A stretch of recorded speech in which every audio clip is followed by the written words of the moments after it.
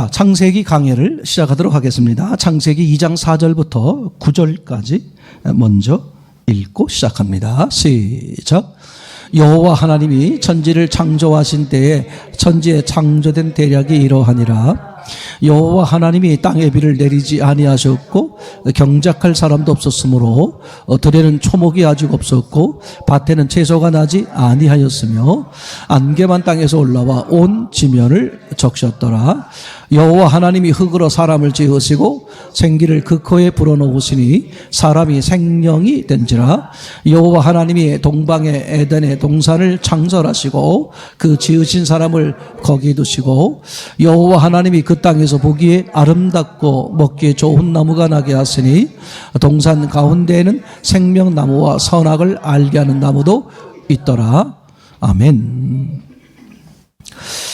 우리가 이제 계속해서 창세기 2장을 나누고 있습니다만 여러분, 창세기 1장, 2장, 3장이 왜 중요하다? 신앙과는 성경관에 의해서 만들어진다. 계속 말씀을 드리는 거죠. 그죠? 그래서 이제 이슬람이 만들어지게 된 동기도 제가 봤을 땐 기독교의 타락 때문에 생겨난 것이다. 이렇게 볼 수 있어요. 기독교를 주창하고 기독교의 주도권을 쥐신 분들이 그 기독교 신앙을 빙자해서 자신들의 개인적 욕심, 국가적 욕심, 이런 것들을 이루는 방편으로 사용하다 보니까 가진 자, 이긴 자, 기득권층만 배불리고 그에 반해서, 그죠? 이 사람들은 완전히 빈민의 생활. 그러니까 기득권들 소수는 이제 막 누리고, 그 대다수의 많은 사람들은 빈민의 삶을, 이제 그런 것 가운데 이런 이제 이슬람이나 종교 이런 것들이 생겨나는 거거든요. 그러니까 우리는 저런 것이 생겨나서 저것이 문제다라고 하기 전에 항상 뭘 봐야 된다? 자신을 보는 게 중요하다. 지난번에 10월 27일 전국의 교회들이 함께 모여 예배하자, 그렇게 하는 그 예배하자의 내용 속에 제일 첫 번째가 뭐였냐면 우리가 회개하자. 우리가 주의 사랑, 주의 말씀으로 살지 못했기 때문에 오늘 그죠? 우리를 보는, 우리와 함께 살고 있는 저분들에게 예수님의 살아계심과 예수님을 찾는 자들에게 상 주시는 자임을 발견치 못하게 됐다. 누구 때문에? 우리 입장에선 우리들 때문에. 우리가 하나님 앞에 먼저 엎드리고 회개하고 바로 사는 게 중요하다. 이건요, 아주 대원칙에 해당하는 그런 내용이 되겠죠. 이제 그래서 신앙과는 성경관에 의해 작용된다. 근데 너나 할 거 없이 다 자기의 신앙은 뭘 기준한다 그래요? 성경을 기준한다 그런다. 그래서 이제 예전도 마찬가지였습니다만 앞으로도 더욱 중요하게 우리에게 와닿는 게 뭐냐 하면 분별력처럼 중요한 게 없다. 절대적이에요. 그죠? 왜 많은 공부를 시키고 또 공부를 시키고 또 공부를 시키고 훈련을 하고, 그죠? 사람들에게 그렇게 하는 궁극적인 목적은 딱 하나다. 뭘 키우기 위해서? 분별력을 키우기 위해서. 그냥 학벌이 없어도 분별을 잘하면 그 사람은 성공하는 것이고, 학벌이 아무리 많다고 할지라도 실제 삶에서 분별을 못하면 그 사람은 폭망하는 거잖아요. 결국은 어디에 있다? 분별에 있다. 이렇게 얘기가 되겠죠. 그걸 분명한 목적의식을 약한 상태에서 왜 배우냐? 남들이 배우니까. 왜 학위를 따야 돼? 남들이 따니까. 시대가 그러니까. 이렇게 그냥 그렇게 하다 보면 목적을 잃어버려요. 그러면 어떻게 되느냐? 그 많이 쌓고 있는 것들을 어디에 써먹는다? 전혀 다른 것, 잘못된 것에 써먹는다. 탐욕이 되고 자기만 배불리게 되고 나만 잘 돼 있으면 상대는 어떻게든 좋아. 이런 아주 삐뚤어진 잘못된, 그죠? 그런 동물적 모습을 이렇게 보게 되는 거겠죠. 그래서 절대적으로 사람 인생과는 인생관은 그 사람이 가지고 있는 신앙관에 의해 좌우되고, 신앙관은 그 사람이 가지고 있는, 우리 기독교로 말하면 그 사람이 가지고 있는 성경을 근거로 하는데, 왜 성경관 자체가 다를까? 그래서 예수님 시대에도 항상 예수님께 도전을 거는 그 대표적 의미로 서기관과 바리새인이잖아요. 서기관은 성경관을 표현하는 것이고, 바리새인은 신앙관을 대표하는 거죠. 근데 서기관과 바리새인들이 이제 부하들, 백성들을 이끌고 예수님과 논쟁, 예수님을 부딪히죠. 예수님을 몰아내려고 그러는 거예요. 그러면 예수님이 하나님이시고 하나님이 곧 성경인데, 저들이 가지고 있는 그죠 성경관, 신앙관은 하나님에 대한 거여야 되는데, 하나님이신 예수님과 부딪히니까 저들은 성경관이 잘못됐고, 성경관이 잘못되니까 뭐가 잘못되더라? 신앙관. 그래서 예수님과 대적할 때 그 대표적 이 무리들의 대표와 서기관과 바리새인을 표현할 때 항상 순서가 서기관이 먼저, 그 다음에 바리새인이 나중. 즉 이런 잘못된 성경관에 의한 잘못된 신앙생활을 하는 사람들이 예수님을 대적하게 되더라, 이렇게 되는 거겠죠. 물론 개 중에 가끔씩 바리새인이 먼저 등장할 때가 있어요. 그건 저는 어떻게 이해하냐 하면, 바리새인이 등장하고 있지만 뒤에 나오는 서기관을 통해 이 사람은 잘못된 성경관을 가진 그런 신앙의 지도자, 대표구나, 이렇게 이제 보면은 좋을 듯 싶습니다. 이렇게 성경관이 중요하다. 그러면 똑같은 성경 66권을 보는데 왜 자꾸 문제가 되는 걸까? 더하거나 빼기 때문에 그렇다. 다른 건 없어요. 뭐라고요? 둘 중에 하나야. 더하거나 빼거나, 이렇게 되겠죠. 맞습니까? 우리가 이제 하나님을 이렇게 하나님의 그런 사역의 내용들을 들어가다 보면 엘로힘적 역사하신 하나님, 여호와적 역사하신 하나님, 임마누엘적 역사하시는 하나님, 그 특징을 발견하게 되는데, 성경을 보면서 그 사람이 엘로힘적 하나님만 두루두루 경험하는 신앙생활을 하다 보면 어떻게 볼 수 있어요? 하나님 전체가, 성경 전체가 엘로힘적 하나님, 즉 기적을 베푸시고, 그죠? 그다음에 막 꿈을 꾸게 하시고, 이상을 일으키시고, 막 일방적으로 역사하시고, 그런 무지막지한, 전능하지만 무지막지한 막 그런 하나님으로만, 그죠? 또 성경을 보게 되면 그 사람의 신앙은 어떻게 되겠어요? 그런 하나님만을 얘기하게 되겠죠. 이제 얼마든 잘못될 수 있습니다. 그러니까 성경 전체를 보는 게 대단히 중요하다. 아멘. 그럼 성경을 전체를 보기 위해선 반드시 시작, 이 시작이 얼마나 중요한지 몰라요. 시작을 바로 보는 게 중요하다. 늘 제가 드리는 말씀처럼 인생은 속도도 중요하지만 방향이 더 중요하다. 그러니까 처음부터 바른 방향으로, 시간이 좀 걸리더라도 바른 방향으로 출발하는 게 얼마나 중요한지 몰라요. 얼마나 중요한지 모른다. 뭐 이루 말할 수 없이 중요하다. 그죠? 그러니까 전체를 보기 위해선 뭘 봐야 된다? 처음부터 바르게 봐야 되는 거겠죠. 그죠? 근데 성경 전체가 너무 신기하게도 신약 성경은 복음서를 기준으로 해서 서신서를 펼쳐 놓으셨다. 그러니까 서신서를 이야기할 땐 반드시 뭘 염두에 둬야 된다? 복음서를 염두에 둬야만 한다. 서신서를 기준하는 신앙과 복음서를 기준하는 신앙은 그럴듯해, 같아 보이는 것 같은데 끝이 달라요. 그럼 끝이 왜 다르겠어? 처음이 달랐기 때문에. 뭘 기준하느냐? 그러니까 사도 바울이 뭐 성경 기록자에 의하면 사도 바울의 서신이 먼저, 복음서보다 먼저 기록됐다는 주장도 있어요. 어쨌거나 그게 중요한 게 아니라 사도 바울도 누구의, 예수님이 말씀하는 것을 근거해서 이야기하는 거잖아요. 구약도 마찬가지죠. 구약에 여러 선지자들이 말씀하신 책들이 있고 말씀들이 있는데 다 뭘 근거로 한 거다? 모세오경, 모세를 통해 말하고 있는 창세기, 출애굽기, 레위, 민수기, 신명기 이 5권을 기준으로 해서 너희들이 그렇게 살면 되느냐? 하나님이 모세에게 주신, 모세가 우리에게 주신 말씀이 이렇게 기록되어 있는데 이렇게 뭘 기준한다? 모세를 기준한다. 그럼 성경 전체로 보면 기준이 뭐냐 하면 예수님이다. 예수님. 그죠? 그래서 변화산 사건에서 어떤 등장이 나옵니까? 예수님이 변화산 산에 올라가는데 변화가 되셨어요. 그죠? 그때 이렇게 등장하는 인물이 나오죠.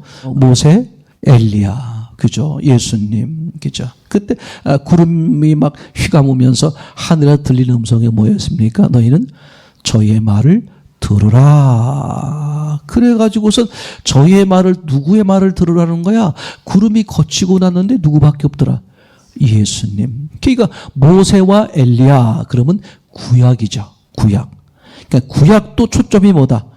예수님이다. 그래서 성경 전체는 기준이 뭐다? 예수님이다. 아멘. 이렇게 그죠? 이런 내용들을 하나님이 성경을 기록할 때 처음 창세기 1장, 2장, 3장에 이미 뭐 하셨어요? 다 계획. 그걸 설계도다. 이미 설계를 하셨다. 그래서 4장부터는 그 설계된 설계도에 따라서 실제 삶이 사건들이 벌어지는, 이렇게 이제 보는 거 아주 중요하죠. 그래서 우리는 특별히 창세기 이 앞에 부분에 대해서 온 심혈을 기울여서 시간이 걸리더라도 차곡차곡 정리를 해가려고 그런다. 왜냐? 설계도를 바로 보는 것처럼 중요한 것이 없다. 설계도를 대충 보거나 설계도를 안 보면 집은 어떻게 간다? 목수 마음대로 가는 거예요. 김목수 생각에 이렇게 하는 게 옳은 것 같아. 또 박목수가 오면 아니 이게 옳은 것 같아. 그죠? 가다가 어떻게 돼? 삼천포로 빠진다. 그런데 그죠? 이게 얼마든지 곁길로 갈 수 있고 사공이 많으면 배가 산으로 간다. 얼마든지 하나님의 의도와 다른 해석이나 다른 신앙이 만들어진다. 우리는 철저하게 뭘 하기 위해서? 하나님이 쓰신 대로. 사실은 창세기 1장 1절만 가지고도 하나님이 말씀하려고 하는 것들을 우리는 많이 끄집어내고 은혜를 받을 수 있는 것. 태초에 그죠? 하나님이 그리고 하늘과 땅을 창조하셨다라는 그 단어 자체에서 하나님의 계획과 의도를 발견할 수 있는 거잖아요. 이렇게 우리가 설계도면을 자세히 보는 이유는 하나님이 설계도면을 우리에게 주셨기 때문에 그렇다. 그러니까 설계도면을 어떻게 보라는 거다? 자세히 보라는 거다. 이제 차를 타고 길을 가다 보면 요새 워낙 길이 좋아가지고요. 어떤 길 가다 보면 저도 착각해. 이게 지금 고속도로인가? 아니면 국도인가? 국도를 가고 있는데 워낙 길이 좋다 보니까 이거 고속도로 아니야? 라고 착각할 정도로 길들이 좋아요. 근데 예전에 보시게 되면 그죠? 고속도로는 쭉쭉 뻗어 있고 그다음에 이제 지방도라 그러나요? 지방도로 같은 건 삐뚤삐뚤 이렇게 돼 있잖아요. 그죠? 그 운전하시는 분이 고속도로로 갈 때는 어떻게 가는 거야? 빠른 속도로 쭉 가는 거죠. 옆에 뒤에 옆에 보이지도 않아. 왜? 빠른 속도로 가니까 쭉 직진하면 돼. 근데 지방도로는 어떻게 가요? 절대 쭉 빠르게 못 가요. 사고 납니다. 왜냐하면 꼬불탕 있기 때문에. 꼬불탕 있다 보니까 속도를 늦출 수밖에 없고 속도를 늦추다 보니까 눈에 뭐가 들어오더라? 풍경이 보이더라. 성경이 그렇단 말이죠. 어떤 부분은 그냥 쭉쭉 읽어 내려갈 수 있도록 기록되어 있는가 하면 어떤 부분은 탁탁 막혀 마치 방지턱 모양 이게 뭐야? 멈출 수밖에 없는, 그래서 생각해보고 묵상할 수밖에 없는 그런 것들을 이렇게 보이게끔 우리는 어떻게 해야 돼? 기록한 대로 봐야 되니까 그땐 천천히 멈춰서라도 하나님의 의도를 묵상하면서 그렇게 하나님이 쓰신 대로 성경을 이제 보게 되는 게 중요하다.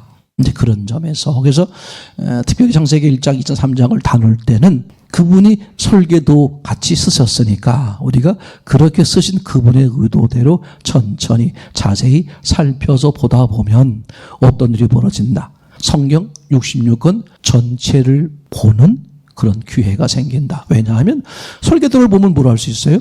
하나님이 성경에 기록한 하나님의 의도 전체를 알 수 있는 거잖아요. 이제 그래서 이게 집중하는 거죠. 지난주일 말씀으로 말하면 이렇게 말할 수 있어요. 왜 예수님이 천국을 밭에 감추인 보화라고 표현을 했을까? 그리고 그 사람이 보화를 발견한 사람이 보화를 취하는 게 아니라 보화를 훔쳐갈 수도 있잖아요. 그죠? 어차피 그 사람에게 윤리 도덕적으로 말하자면 그 보화를 발견한 사람이 어떻게 하면 되는 거야? 보화를 이렇게 발견을 자기 땅이 아니잖아요. 주인 땅이 있을 거 아니겠습니까? 그럼 보화를 발견했으면 정직한 사람이라면 제가 주인님 저 김씨 아저씨 제가 당신 밭을 갈고 있는데 이거 보화가 나왔네요. 당신이 감춰놓은 거 아니에요? 하고 어떻게 돼? 주인에게 말할 수 있는데 어떻게 한다? 살짝 감춰놓고 집에 와서 돈 준비해가지고 그걸 사잖아요. 그럼 왜 그런 복잡한 절차를 취해? 어차피 윤리도덕으로 어긋나는 거야. 거짓말하기는. 저 같으면 이렇게 하면 간단할 것 같아. 보화를 발견했어. 보화를 슬쩍 훔치는 거야. 집도 안 팔고 보화도 취하고. 왜 그렇게 했을까? 너무 놀라운 거예요. 하나님이 준비하신 보화는 그렇게 해서는 얻을 수 없기 때문에. 그래서 있는 대로 보는 게 얼마나 중요한지 모른다. 제 말 이해되겠죠? 그래서 밭에 감추인, 다시 말하면 내 삶 속에서 발견할 수 있다는 거야.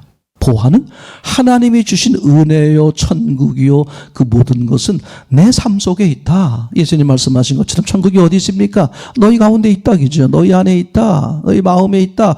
이게 우리의 삶 속에서 오늘 말씀으로 말하면 상처 쪽으로 보느냐, 회개 쪽으로 보느냐에 따라서 보화를 발견하고 못하고, 상처 쪽으로 보면 평생 보화를 발견하지 못해요. 그럼 교회가 재미가 없는 거야, 이제. 그죠? 그래서 지난 시간으로 말하면 보화는 내 삶 속에, 이게 설계도면 속에 왜 하나님이 그렇게 하시는지를, 그죠? 하나는 우리에게 모든 걸 다 주시고 싶은 거야. 당신의 목숨을 내놓을 정도라면. 근데 그 주시는 방법이 반드시 인격적으로 주시려고 그러는 거다. 그렇잖아요. 다시 말하면 나는 흙이다. 나는 죽은 자의 시체다. 내 힘으로는 아무것도 못한다. 그래서 나는 누가 필요하다? 하나님이 필요하다라는 것을 아는 사람만 그게 보화구나 발견할 수 있도록 하나님이 그렇게 하셨다는 것이, 그죠? 창세기 속에서, 창세기 설계도 설명서에 다 나오는 얘기잖아요. 아무것도 아닌 것 같은데 엄청 이게 중요한 그런 얘기가 되겠죠. 맞습니까? 또 하나, 지난 수요일을 함께 나누면서 같이 나눴던 얘기 가운데 마가복음 11장 24절이었어요. 그죠? 네가 지금 구하고, 그죠? 기도하고 구하는 것은 받은 줄로 믿으라. 그리하면 그대로 되리라. 그 한 구절 속에 기도의 시제가 나온다. 현재, 지금 구했는데 과거에 이미, 그러니까 내 입으로 고백하는 순간 이미 나는 받은 거다. 그걸 지금 믿어드려라. 그러면 가장 적절한 시간에 너에게 실제가 된다. 이런 얘기잖아요. 이제 그래서 우리는 뭘 발견했느냐? 기도가 뭐냐? 다시 말하면 구하는 믿음이 뭐냐? 들어주실 것을 믿고 구하는 거냐? 들어주신 것을 믿고 구하느냐? 완전히 다른 거죠. 초보 신앙에서는 들어줄 것을 믿고 구할 수 있는 거예요. 근데 그 사람의 신앙이 성숙할수록 뭘 발견한다? 이미 주셨어. 이미 주신 것을 내 입으로 뭐 할 때? 시인. 마음으로 믿어 의에 이르고 입으로 시인하여 구원. 그러니까 하나님 입장에선 이미 다 어때? 구원을, 모든 천국의 은혜를 다 주셨어요. 근데 그게 언제 내게 실제가 되고 내 것이 되느냐? 내가 시인할 때. 이게 얼마나 중요한지 몰라요. 왜 그러냐? 인격적이기 때문에 그래. 그러니까 네가 아무리 시인하지 않으면, 인정하지 않으면 하나도 너 것이 될 수가 없는 거다. 얼마나 중요해요. 그죠? 이게 이미 설계도면 속에 다 나오는 얘기가 되는 거겠죠. 그죠? 아주 중요하게 와닿는 거죠. 자, 2장 4절 이야기를 한번 볼 텐데 4절 말씀만 한번 자막으로 보겠습니다. 4절. 이게 개역 개정판입니다. 우리가 가지고 있는 개역 한글이나 이런 데는 잘못되어 있는데 이 개역 개정판에, 그리고 킹 제임스 버전에 아주 바르게 이렇게 해석이 번역이 되어 있습니다. 읽어보겠습니다. 시작. 이것이 천지가 창조될 때에 하늘과 땅의 내력이니 여호와 하나님이 땅과 하늘을 만드시던 날에. 아멘. 특이한 단어가 뭐예요? 땅과 하늘. 이렇게 보통 다 어떻게 써 있는데 하늘, 땅, 천지 이렇게 써 있는데 땅과 하늘 이렇게 되어 있단 말이에요. 여기만 이렇게 되어 있는 거예요. 그리고 요한계시록 20장 11절에도 땅과 하늘 이렇게 되어 있습니다. 자, 이게 성경을 보는 방법 중에 하나가 되겠고, 성경에 보시면 천지란 단어가 많이 나와요. 근데 천지는 두 종류의 의미로 사용된다. 하나는 온 천하 만물을 말할 때 천지, 이 천지 분간 못하는 놈아 뭐 이런 거 있잖아요. 그죠? 온 우주 만물을 통틀어 말할 때 천지란 단어를 사용하기도 하고, 또는 온 우주 만물이 아니라 하늘과 땅만 말할 때도 천지 이렇게 사용합니다. 아시겠죠? 그 원어에 보면 단어상에서 구분도 될 수 있지만 문맥상에서 지금 이게 하늘과 땅만 말하려고 그러는 것인지 아니면 온 우주 만물 전체를 말하려고 그러는 것인지 앞뒤 문맥을 보면 또 구분할 수 있게 되겠죠. 문제는 하늘과 땅만 말하거나 아니면 온 우주 만물 전체를 말할 때 천지란 단어를 가지고 양쪽 다 사용한단 말이에요. 근데 신기하게 현재 성경 전체에서 딱 두 곳만 지천이란 단어가 나와요. 그러면 이 지천은 첫째, 온 우주 만물이라는 개념은 없어진다. 왜냐하면 온 우주 만물이라는 단어를 사용할 땐 뭘 썼어요? 천지란 단어를 썼으니까 지천으로 바꿔놨을 때는 이건 온 우주 만물을 말하려고 그러는 것은 아니다. 두 번째, 지천. 그럼 이거 나머지 하나는 뭐겠습니까? 하늘과 땅을 말하는 거다. 근데 지천 이렇게 바뀌어놨으니 하나님이 여기서 강조하려고 그러는 것은 하늘과 땅만 말하려고 그러는 건데 뭘 먼저 말하고 있다?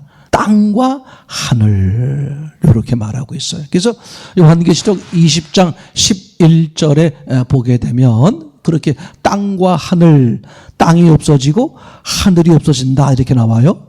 하늘이 왜 없어지겠어요? 앞에 땅이 없어졌으니까. 그럼 땅은 왜 없어질까? 그 앞에 뭐가 사라져 버렸죠? 마지막 심판. 육체를 가진 사람이 지구상에서 사라진 거예요. 그러면 우리는 뭘 발견할 수 있어요? 아, 땅은 무엇 때문에 존재했구나? 사람 때문에 존재했구나. 그럼 하늘은 왜 존재했다? 땅 때문이구나. 그래서 목적적 역사, 목적적 창조. 그럼 사람은 왜 없어질까? 중요하죠. 하나님의 목적에 부합되느냐, 부합되지 않느냐. 그것만 보시겠다는 거예요. 얼마나 놀라운 사실이에요.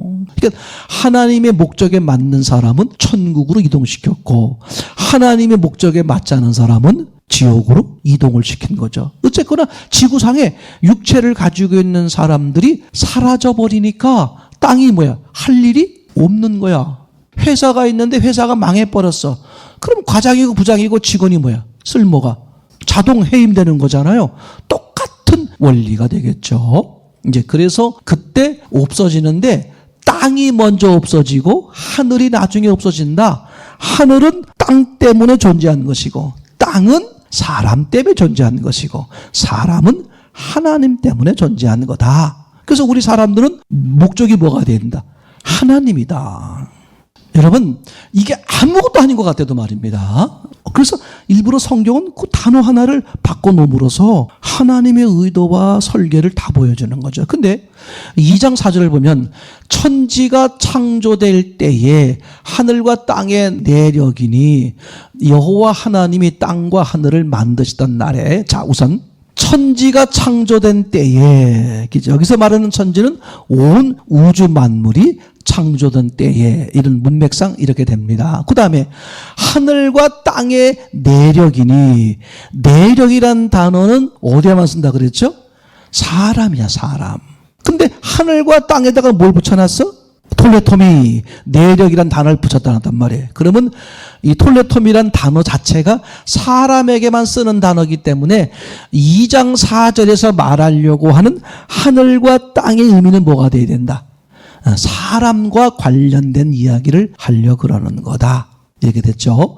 그래놓고 하나님이 뭘 만드시던 날에? 땅과 하늘. 지금 사람 얘기인데, 앞에서 4절에 사람 얘기인데 사람을 만드시는 중에 뭐를? 땅과 하늘. 왜 단을 바꿔놨을까? 2장 4절에 땅과 하늘, 그죠? 예. 지천, 이렇게 되는 거겠죠. 왜 이렇게 표현했을까? 지금 내력이라는 단어가 붙어서 뭐 얘기하려고 그러는 거다? 지금 내가 사람 얘기하려고 그러는 거야. 얘기되겠죠. 1장에서 이미 1장 26, 27절에 하나님이 사람을 만드는 장면이 나왔잖아요. 근데 2장에 넘어와서 핵심적인 얘기가 뭐냐 하면 사람, 창세기 1장은 우주 만물 전체에 대한 창조 이야기라면 2장 4절부터는 무슨 얘기하겠다? 그 중에서 핵심, 사람에 대한 이야기를 하겠다. 이렇게 되는 건데, 일곱째 날이 2장 1절부터 3절, 2장에 붙어 있음으로써 2장 얘기는 육에 대한 얘기가 아니라 영의 얘기, 하나님의 관점에서의 이야기를 하겠다. 이게 다 우리가 전제를 다 이미 본 거예요. 그래서 2장 4절에 지천을 만드시던 날에, 다시 보여주세요. 지 플러스 천, 이걸 만드시는 거죠. 그럼 요걸 뭘 만든다는 얘기다? 사람 만드는 얘기다. 얘기 되겠다. 그러면 요것은 어디로 갈 수 있어요?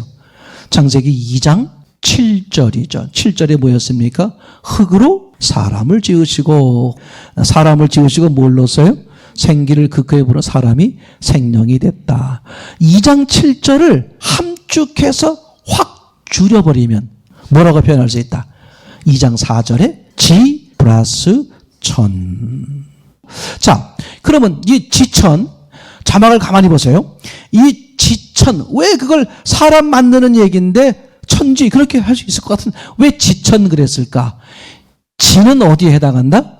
사람, 흙으로 만든 사람, 그죠?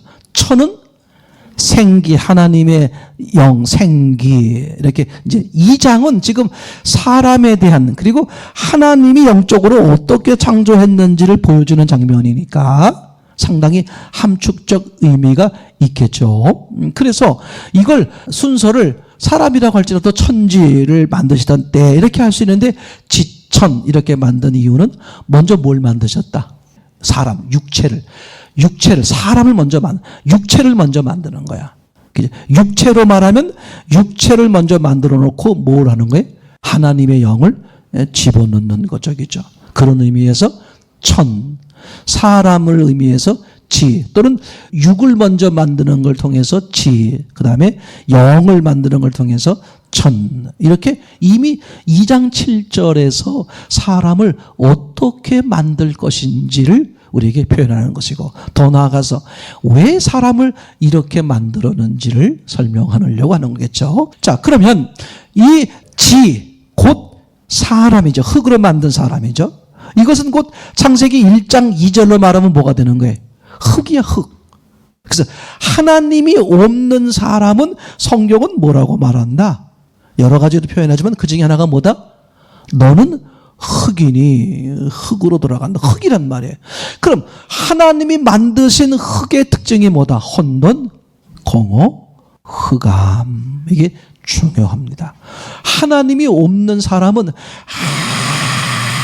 아무리 잘났다고 할지라도, 아무리 많은 무엇을 이루었다고 교만 떨고 건방 떠고 자랑할지라도 하나님이 보시기엔 어떻다? 바벨탑이 무너지듯이 혼돈, 공허, 흑암에 불과하다. 이걸 아주 명백히 말해주고 있는 거겠죠.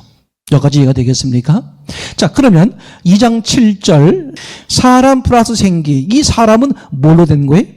흙으로 된 사람이죠. 그러니까 살아있는 사람임에도 불구하고 하나님의 영이 없는, 하나님 보시기에 죽어있는 시체에 불과한 사람인 것이죠. 그때 하나님이 생기, 그죠? 하나님의 생기, 하나님의 영을 넣어주셨다. 그랬더니 사람이 뭐가 됐더라? 생영, 영이 살았다. 그죠? 성경에서 말하는 영이 살았다는 것은 의미가 뭡니까? 하나님의 영이 사람의 영과 함께, 즉 하나님의 영이 함께한 사람을 가리켜서 뭐라고 말한다? 영이 살았다. 사도 바울은 아예 뭐라고 말해? 영이다 이렇게 말해요. 그럼 하나님이 없는 사람은 뭐라고 말하겠어요? 육체다 이렇게 지금 이제 표현을 하는 거잖아요.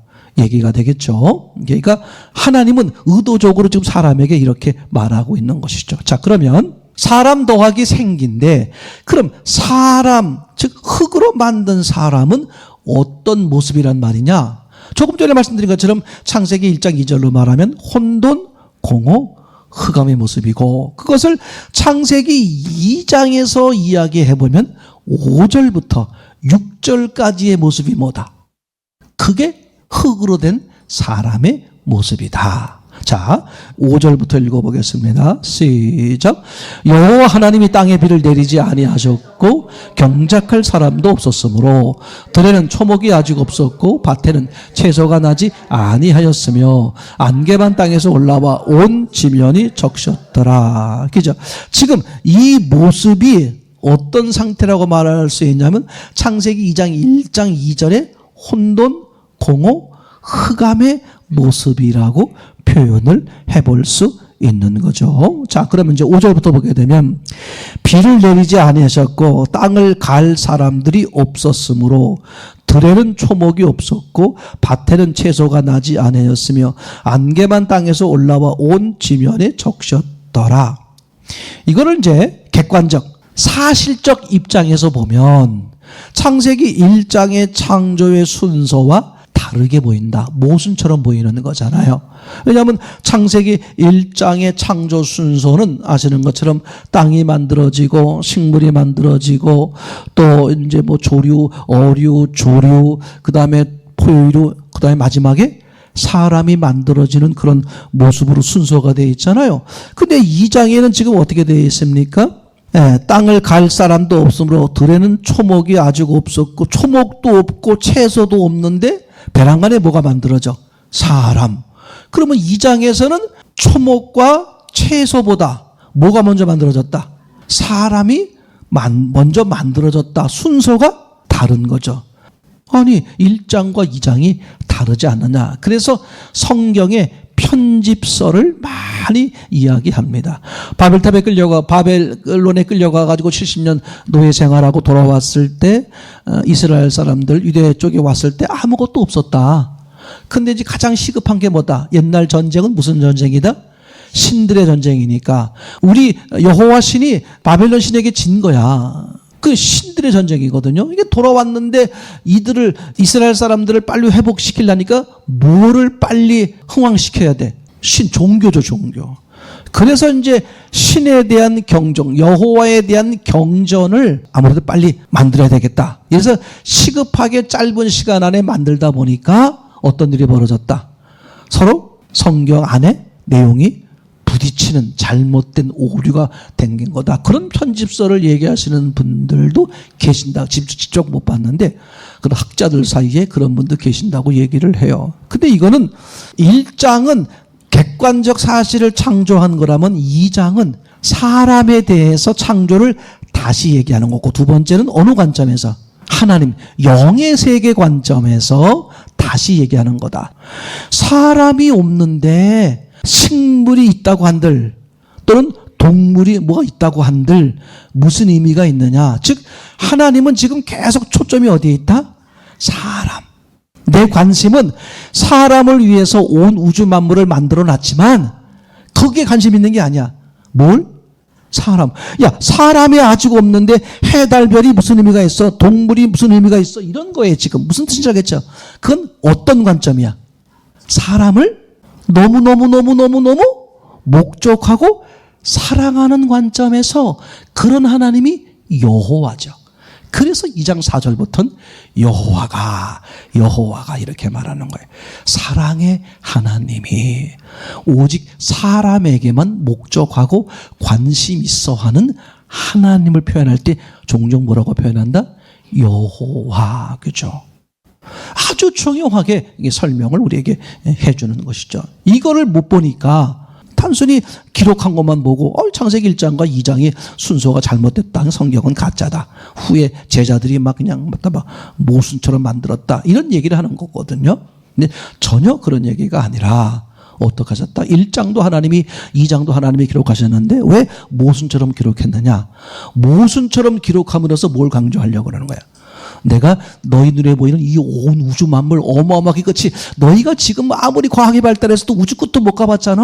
그죠? 우주 끝도 못 가봤을 뿐만 아니라 우주 끝을 반대로 보면 뭐야? 내 피부야. 내 피부를 들어가 아직도 그거 다 보지 못했어요.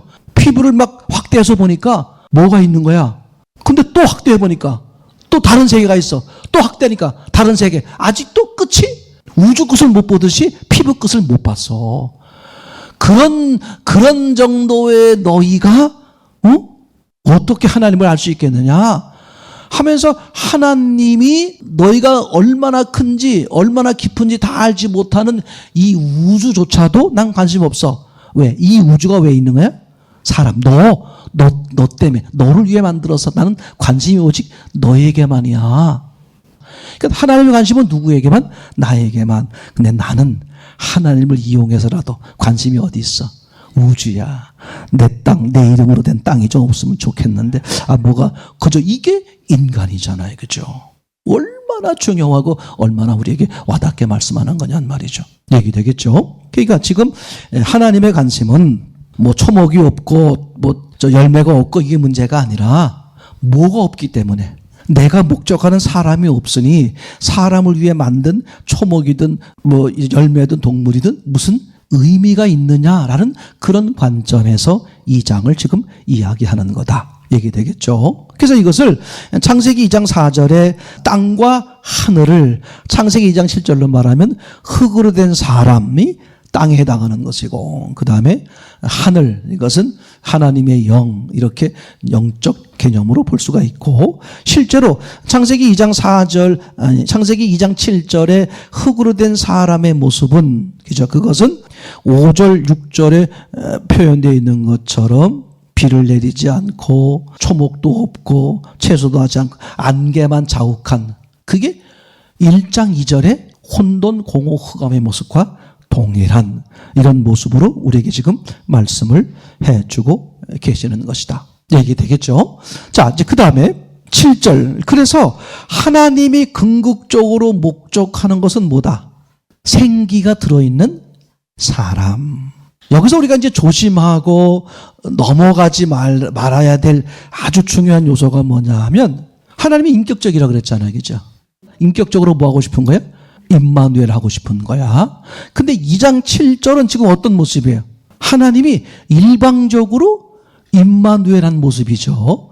흙으로 사람을 지으시고 사람 속에 어떻게 하나님의 영이 들어오신 거예요. 그죠? 들어오셔서 사람이 어떻게 됐더라? 하나님과 함께한 사람이 되었다. 이렇게 말하는 거잖아요. 하나님의 목적은 뭐라고요? 인격적이야, 인격적. 그래서 요한계시록 3장 20절. 문을 두드리시는 예수님. 그럼 반드시 이 문은 누가 열어야 돼? 내가 열면 들어가서. 임마누엘이잖아요. 이게 궁극적인 목적이죠. 그럼 여기서는 2장 7절에서는 인격적으로 들어오는 게 아니라 일방적으로 들어오신 거죠. 이거는 이제 크게 나눠서 두 가지의 의미가 있습니다. 첫째는 미리 말씀을 드리면 이렇게 말할 수 있어요. 하나님이 들어올 수 있는 사람 속에 들어올 수 있는 공간을 만들어 놓으신 거다. 먼저 이게 아주 중요합니다. 하나님이 사람 속에 들어오시려고 해도 사람이 하나님을 수용할 만한 공간이 없으면 하나님이 오시려고 해도 못 올 수 있잖아요. 그래서 아예 설계도면에다가 어떻게 해놨어요? 사람의 마음의 크기를 얼마만하게 만들어놨을까? 하나님 크기만큼. 그죠? 신기해. 무슨 크기만큼? 하나님 크기만큼. 그래서 사람의 마음의 크기는 하나님이 들어오시면 꽉 차. 이게요, 아주 우리에게 이 중요한 그 내용의 얘기를 하는 그 장면 중에 하나입니다만, 하나님은 어떻게 하는 거냐? 궁극적으로 하나님이 들어가려고 할 때 사람이 들어와 주십시오 해서 들어오는 관계를 원하는데, 하나님이 사전 작업, 무슨 작업을 했다? 하나님이 들어올 수 있는 공간, 사람의 마음의 공간을 만들어 놓는 작업을 설계도에서 한 거죠. 설계하실 때 사람 마음 안에 하나님이 들어갈 수 있는 설계도를 꾸며놓은 게 창세기 2장 7절이다. 그죠? 그래서 어떻게 하나님이 일단 들어오시는가? 들어오시지만 당신이 궁극적으로 목적하는 뭐와 위배가 돼? 인격적 관계, 인격적 임마누엘과 위배가 되잖아요. 그래서 창세기 2장에서는 사람이 하나님을 버리는, 즉 하나님이 쫓겨나는 그 모습이 실제로 나오는 거죠. 그죠? 그러니까 이것은 하나님이 사람 안에 들어올 수 있는 자리를 만들어 놓은 거다. 이 자리를 만들어 놨더니 어떤 일이 벌어졌느냐? 그 하나님이 떠나버린 그 사람의 심령 속은 혼돈, 공허, 흑암이다. 그래서 어떻게 됐느냐? 신기해. 사람은 자기도 모르는 거야. 태어나 보니까 또 만들어지고 나서 보니까 이상하게 허전한 거야. 허전하니까 어떻게 돼? 뭔가를 채워야 되겠죠. 뭔가를 채워야 되기 때문에 이걸 채워보고 저걸 채워보고, 그럼 슬쩍 옆에서 이제 뱀이 말하는 거야. 야, 내가 좀 살아봤는데, 내가 좀 겪어봤는데, 돈으로 채우면 이게 채워지더라. 그렇게 이제 수작을 부리죠. 그래서 이제 몇십 년 동안 뭐만 추구하도록, 돈을 추구하도록, 또 딴 데 가서 또 말하는 거야. 야, 너 돈을 가지면 네 마음이 채워져. 그렇게 수작을 부리는 거죠. 그렇게 쭉 다니면서 수작을 부리는데 제일 첫 번째 수작했던 사람 있잖아요. 돈을 채웠는데 어떻게 돼? 야, 너 뱀 일로 와. 너 돈을 채웠는데도 이게 왜 허전해? 그렇지. 그러면 돈에다가 권력을 채워봐. 돈 가지고 권력을 사. 돈 가지고 명예를 사. 이렇게 해가지고 또 맨 앞에 사람 어떻게 돼? 돈을 이제 취했으니까 이제 그걸 가지고 맞아. 이걸 가지고 이제 권력, 이제 명예를 사야지. 그렇게 하면서 또 다음 사람한테 또 돈을 채운 사람이 또 물어볼 거 아니에요? 또 따질 거 아니에요? 그다가 명예나 권력 이렇게 해가지고 삐 돌면서 30년, 60년 이제 마지막에 이제 다 채웠는데도 어떻게 돼? 다 채웠는데도 이게 허전한 거야. 그래서 뱀을 불러가지고 야, 너 나한테 이럴 수 있어? 그러다가 죽었다는 얘기가 있어요. 그 인생 그렇게 해서 마감되는 거야. 하나님은 그걸 설계도면에서 보여주는 거야. 그죠? 그렇게 엄한 것으로 채우는 것을 뭐라고 말한다? 탐욕이라고 말한다. 그죠? 그럼 무엇을 채워야 될까? 하나님. 참 놀라워요. 그죠? 근데 신기해. 그 자물쇠와 열쇠처럼 하나님으로 딱 채워야지. 하나님 플러스 이게 박살나는 거야. 왜? 맞아, 안 맞아? 안 맞아. 여러분 아시잖아. 신발 속엔 반드시 뭐만 들어가야 돼? 발만 들어가야 되는데 조그마한 모래 한 털만 들어가도 어떻게 불편해. 하나님만 들어가야 되는데 하나님 플러스 불편해. 안 돼. 안 맞아. 이게 참 기가 막힌 원리라고 말씀을 드릴 수 있어요.